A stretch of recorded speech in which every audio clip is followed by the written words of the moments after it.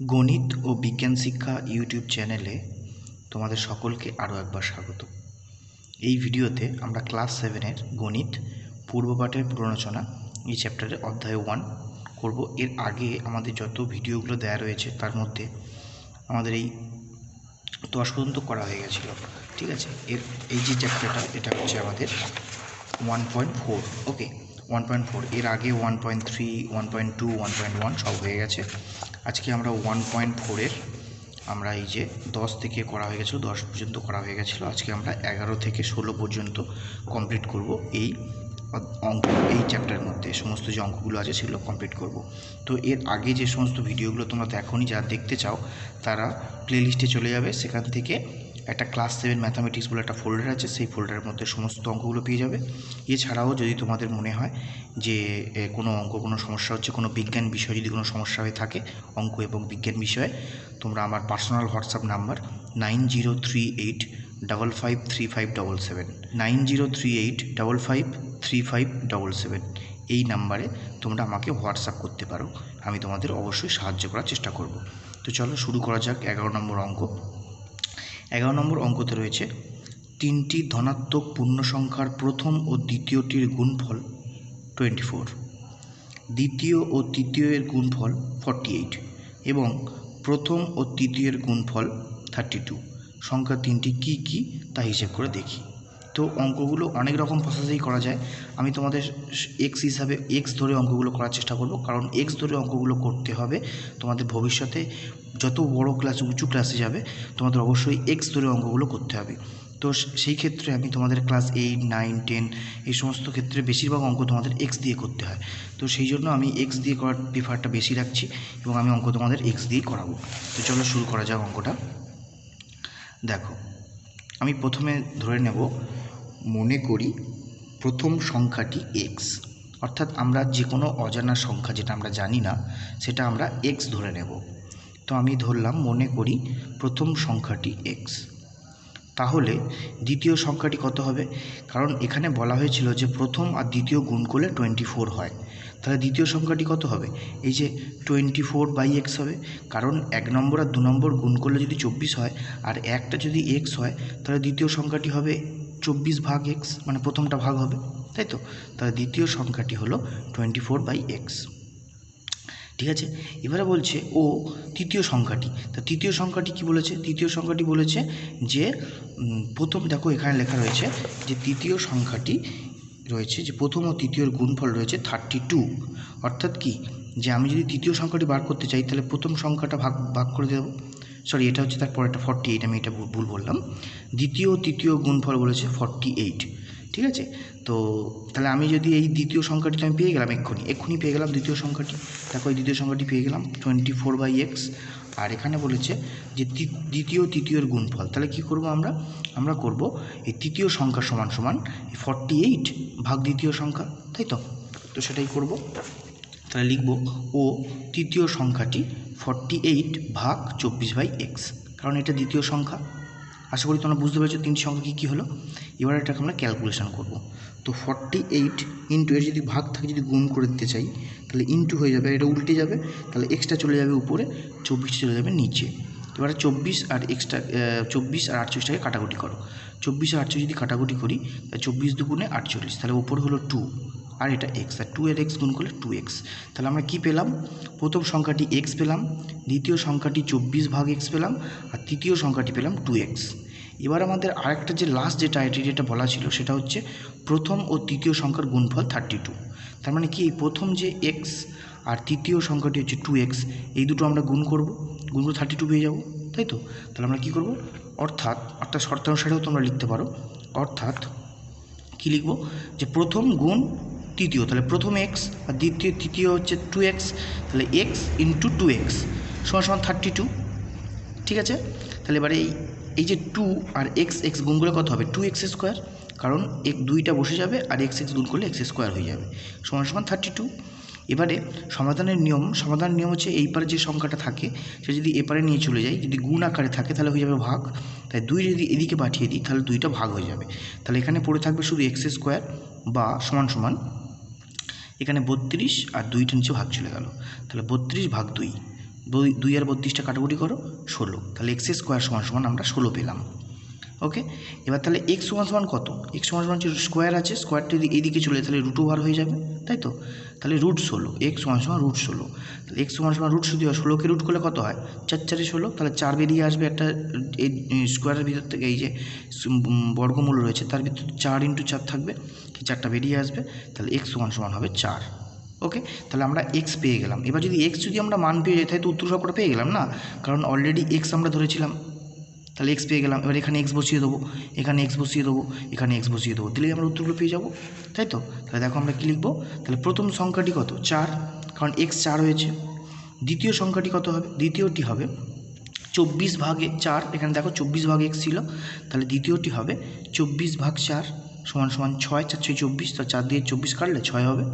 আর তৃতীয়টি আমার ছিল 2x, তাহলে তৃতীয়টি হবে 2 × 4, তা 4 2 8, তাহলে আমরা তিনটি সংখ্যা কী কী পেয়ে গেলাম? তিনটি সংখ্যা পেয়ে গেলাম 4 6 8। আশা করি তোমরা অঙ্কটা বুঝতে পেরেছো। অঙ্কগুলো তোমাদের কাছে একটু কঠিন হতে পারে যেহেতু তোমরা সমাধান গঠন নিয়ম শেখোনি, কিন্তু তোমরা অবশ্যই এটা শিখে রাখবে। এর আগের ভিডিওগুলো যারা দেখোনি তারা দেখলে অবশ্যই বুঝতে পারবে যে কীভাবে সমাধান গঠন করতে হয়, কীভাবে সমাধান করতে হয়। তো আমি সেই ভিডিও একটা দিয়েছি এর আগে, তোমরা প্লেলিস্ট চেক করবে, সেখানে দেখবে কিছু কিছু অঙ্ক আমার এরকম এক্স ধরে করা আছে। তো সেই অঙ্কগুলো তোমরা অবশ্যই শিখতে হবে, ঠিক আছে? এই অঙ্কগুলো অন্যভাবেও করা যায়, যেমন এটা প্রথম ভাগ দ্বিতীয়, মানে এটা যদি আমি প্রথম লিখি, এটা যদি দ্বিতীয় লিখি, তৃতীয় লিখি, তো সেখানে এখানেও থাকবে, দেখবে এখানে প্রথম ভাগ দ্বিতীয় এরকমভাবে থাকে। তো সেই ABC ধরেও অনেকে করে অঙ্কগুলো, এটা A, এটা B, এটা C, সেভাবেও করা যায়।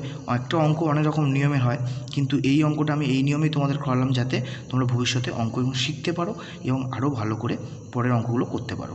ওকে, তাহলে এইটা তোমরা বুঝতে পারলে 11 নম্বর অঙ্কটা। এবার আমরা 12 দিকে যাব।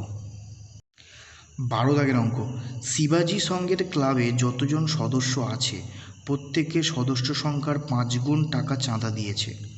মোট 5,15,205 টাকা চাঁদা উঠেছে। হিসেব করে দেখি ক্লাবের সদস্য সংখ্যা কত। দেখো, যতজন সদস্য সংখ্যা আছে প্রত্যেক সদস্য সংখ্যার 5 গুণ করে টাকা দিয়েছে, ঠিক আছে? তাহলে এক একজন যার যত সদস্য আছে প্রত্যেক সদস্য সংখ্যার 5 গুণ টাকা দিয়েছে এবং মোট টাকা আছে এত। যতজন সদস্য আছে প্রত্যেকের সদস্য সংখ্যার 5 গুণ টাকা দিয়েছে, অর্থাৎ কী হবে, এই 5টা আমরা ভাগ করব, তারপর আমরা সেটাকে বর্গমূল করব, করলে আমাদের অঙ্কটা এসে যাবে। তো চলো করা যাক। প্রথমে আমরা কি লিখব, মোট চাঁদার পরিমাণ সমান সমান 5,15,205 টাকা, অর্থাৎ যে মোট যে চাঁদা সেটা আমরা লিখে ফেললাম। অতএব যতজন সদস্য আছে প্রত্যেকে তত করে চাঁদা দিলে মোট চাঁদার পরিমাণ হতো, অর্থাৎ এখানে দেখবে তোমাদের যত এবং তত আছে, ঠিক আছে? তো সেই যত, এখানে যত সম্ভব ততটা দেওয়া হয়নি, অ্যাকচুয়ালি এটা যত এবং তত দেওয়া উচিত ছিল, তবুও আমাদের বুঝে নিতে হবে যেহেতু এখানে যতজন সদস্য আছে প্রত্যেক সদস্য সংখ্যার 5 গুণ করে দিয়েছে, মানে যতজন সদস্য আছে প্রত্যেকে তত ইনটু হবে এবং সেটা 5 গুণ। ওকে, তো আমরা যদি 5 যদি ভাগ করে দিই তাহলে এই যে ফিগারটা পাবো সেটা হচ্ছে আমাদের যত এবং তত। ওকে, তাহলে আমরা কি লিখব, যতজন সদস্য আছে প্রত্যেকে তত করে চাঁদা দিলে মোট চাঁদার পরিমাণ হতো। 5 দিয়ে ভাগ করবো, এটা 5,15,205কে ডিভাইড যদি 5 করি আমরা উত্তর পাবো 103041 টাকা, ঠিক আছে? এটা আমরা পেলাম। এবার আমাদের কি যত তত বললে কি করতে হয়, সেটাকে রুট ওভার করতে হয়।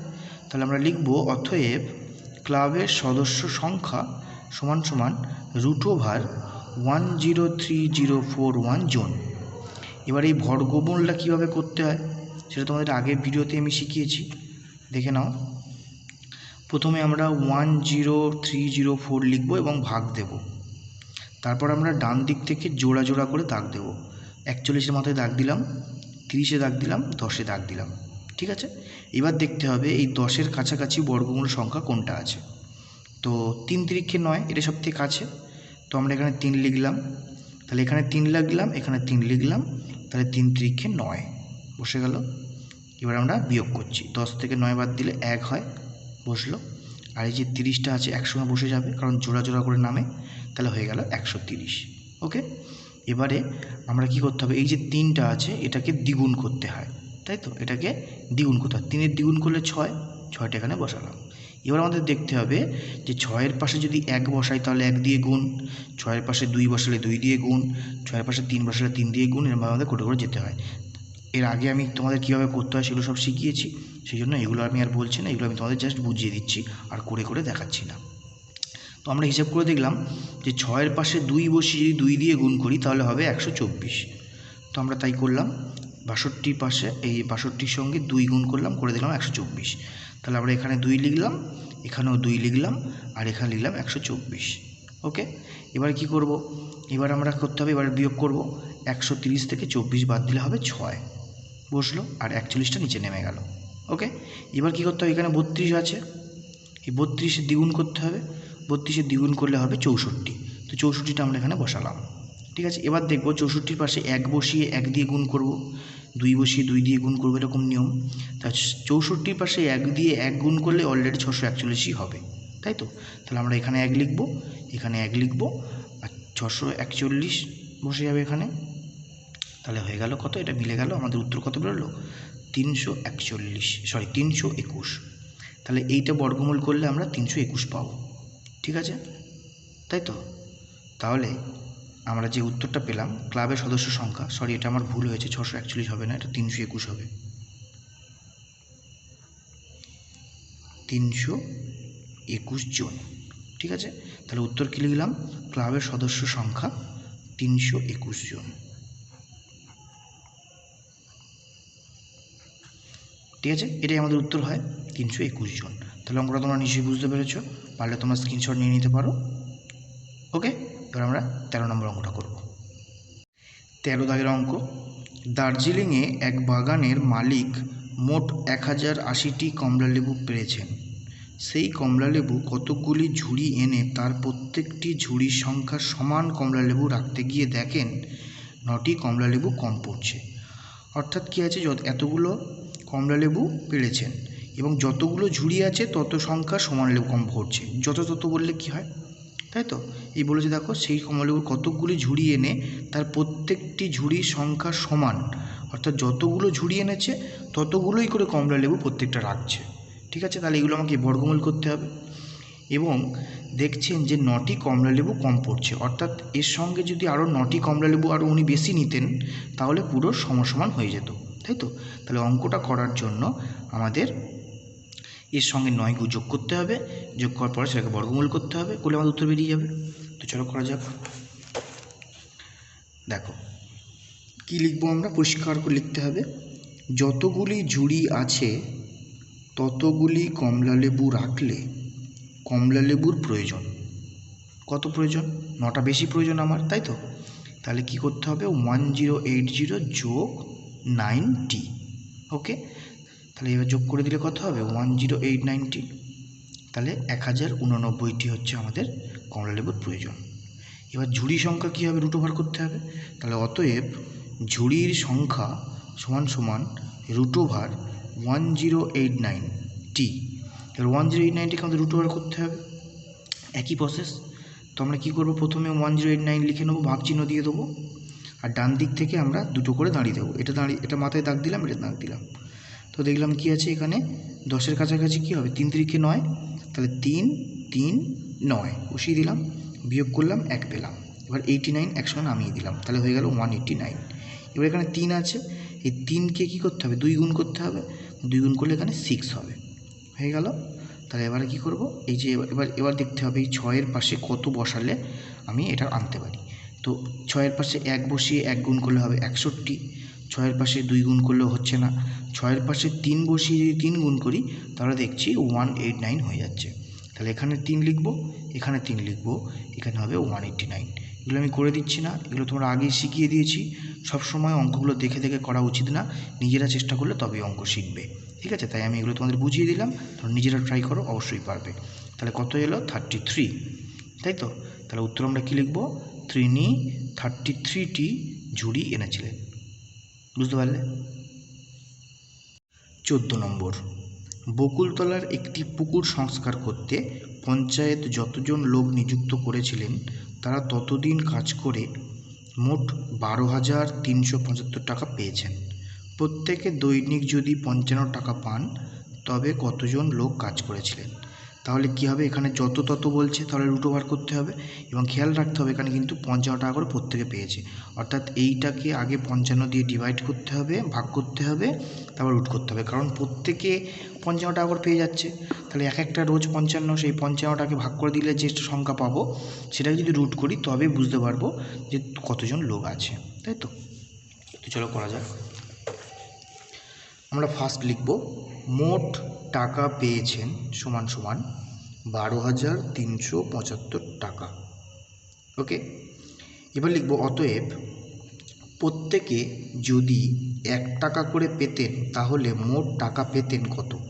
তো এইটা কেন লিখলাম, তার কারণ হচ্ছে দেখো প্রত্যেকে তো 55 টাকা করে পেয়েছে, যদি 1 টাকা করে পেতেন তাহলে কি আমি 55 দিয়ে ভাগ করে দিতে হবে, তো সেইটা লেখার জন্য এটা করা হয়েছে।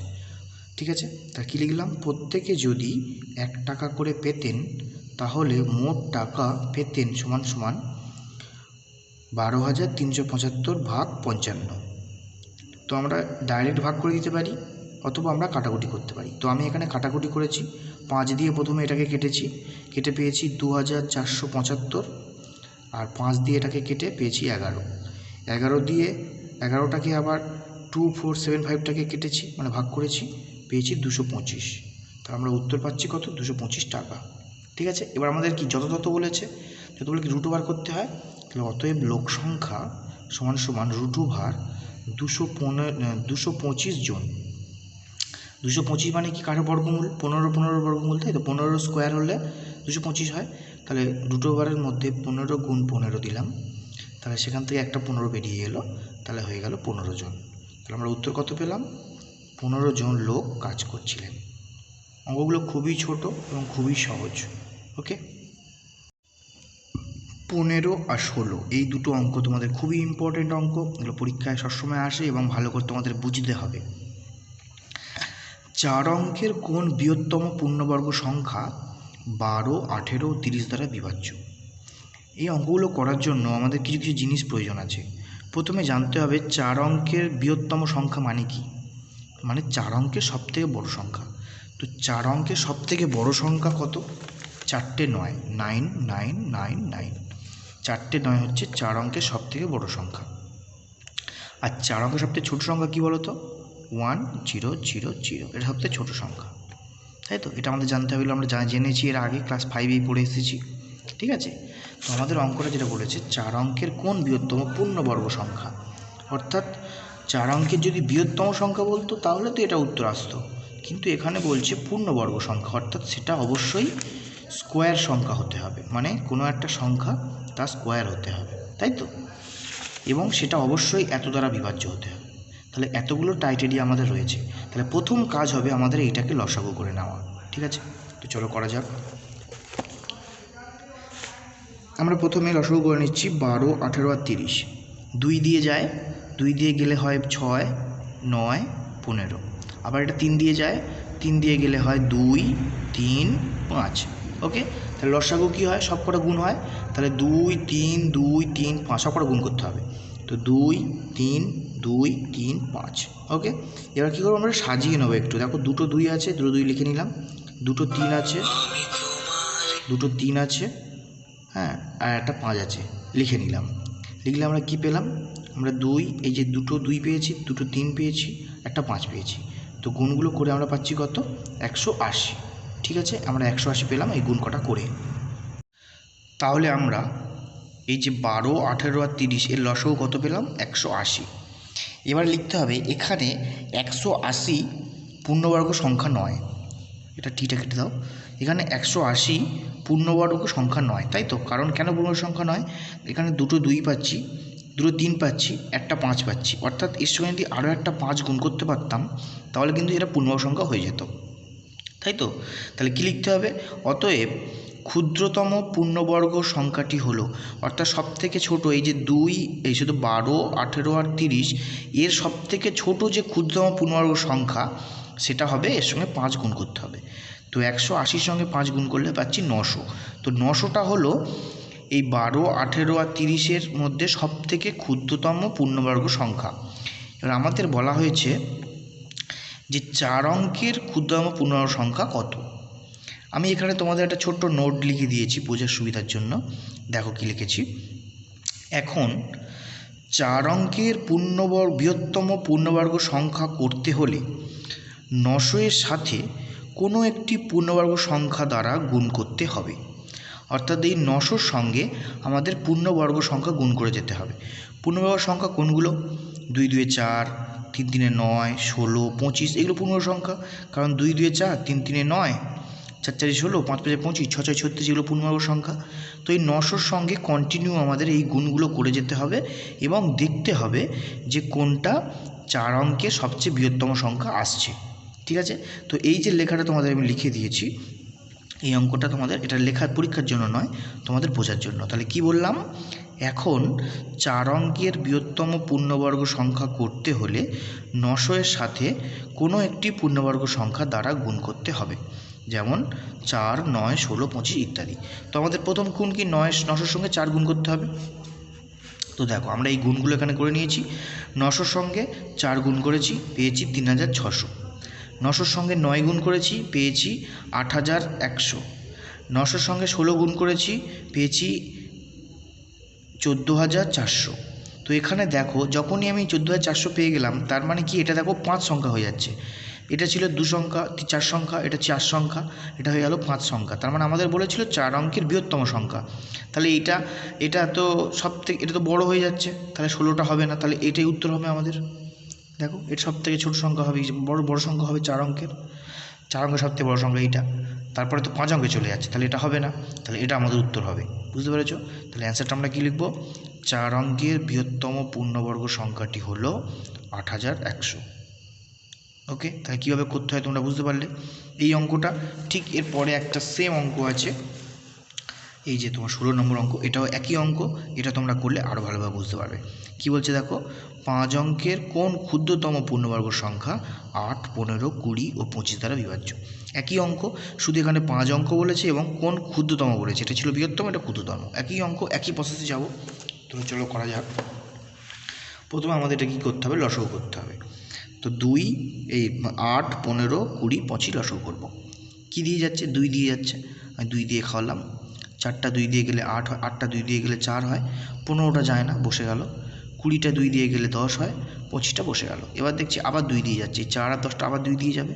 তো 2 দিয়ে করবো, 4 আবার 2 হবে, এটা 15টা বসে যাবে, 10টা হয়ে যাবে 5 আর 25টা বসে যাবে। এবার দেখো এটা এই 25, 5 আর 15, 3টে 5 দিয়ে যাচ্ছে, 5 দিয়ে খাওয়ালাম।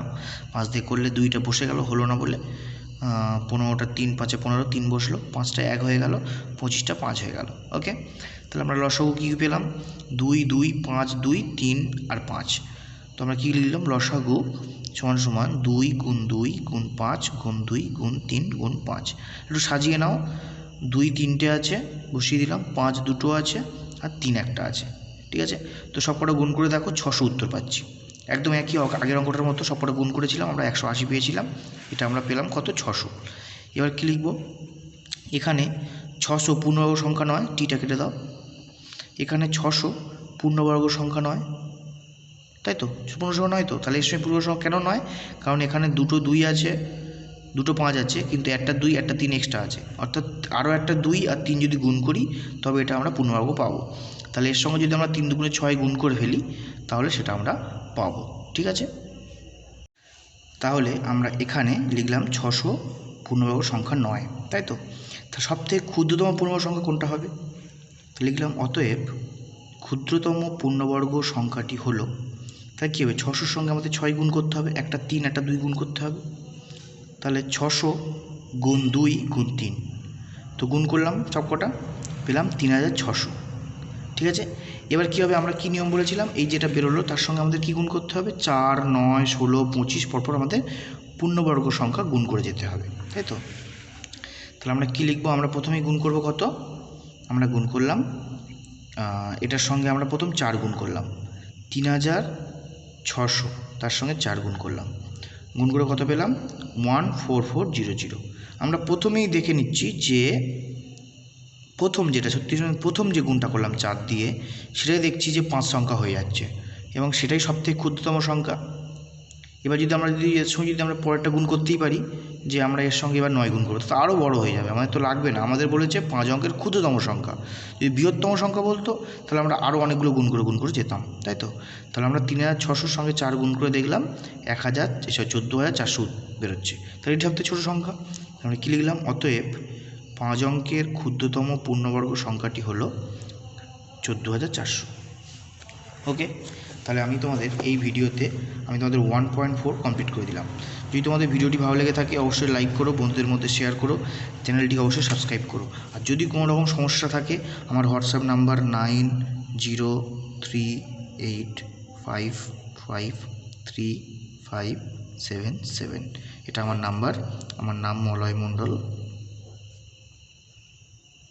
এই নাম্বারে তোমরা আমার হোয়াটসঅ্যাপ করতে পারো, আমি তোমাদের চেষ্টা করবো উত্তরগুলো দেওয়ার জন্য। ওকে, তাহলে আবার পরে ভিডিও দেখা হবে। পুরো ভিডিওটা দেখার জন্য থ্যাংক ইউ।